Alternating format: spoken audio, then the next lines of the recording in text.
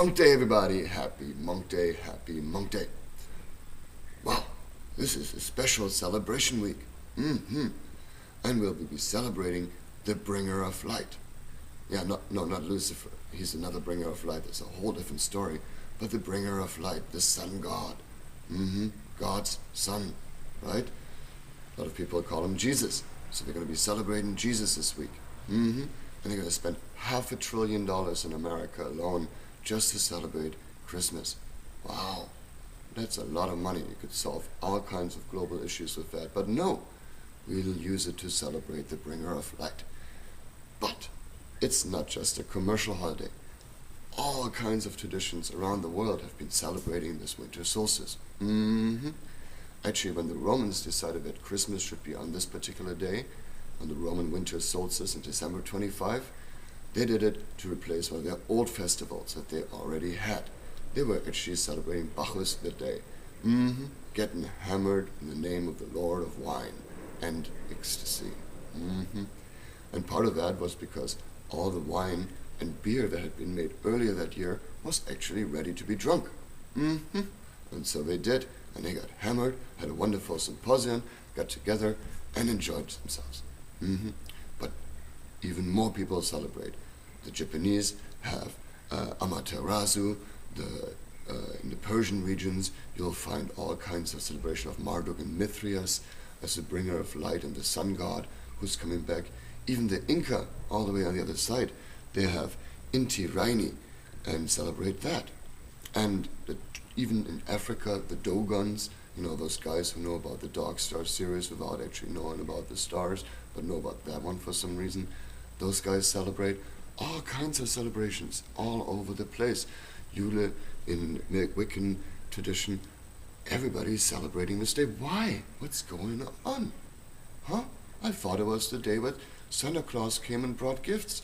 There must be more. Yes. And you know what we celebrate that day? We celebrate sun gods. Not just the son of God, but sun gods. Because in the old days, before we had all this magical science that lets us know what's really going on, we thought the sun was going down and we didn't know if it was gonna come back. Just like every day, when the sun goes up and the sun goes down, we felt really good. And in the ancient times, people observed the stars and observed the sun much more than today, when 50% of people live in cities and can't even see the stars at night, right? But back then, they looked at the sun, they looked at the stars, and they realized, wow, the days are getting shorter. The nights are getting longer. What's happening? Is the sun going to come back? Or is it going to forever crash into the horizon and never come back up again? But then, by careful observation, they realized that on that winter solstice, the days actually get longer again. Wow. So they celebrated their sun god. They said, thank you, sun god, for coming back up and riding your carriage across the sky for us so that we can be alive on this planet and will not be plunged into eternal darkness. Because who would want that, right?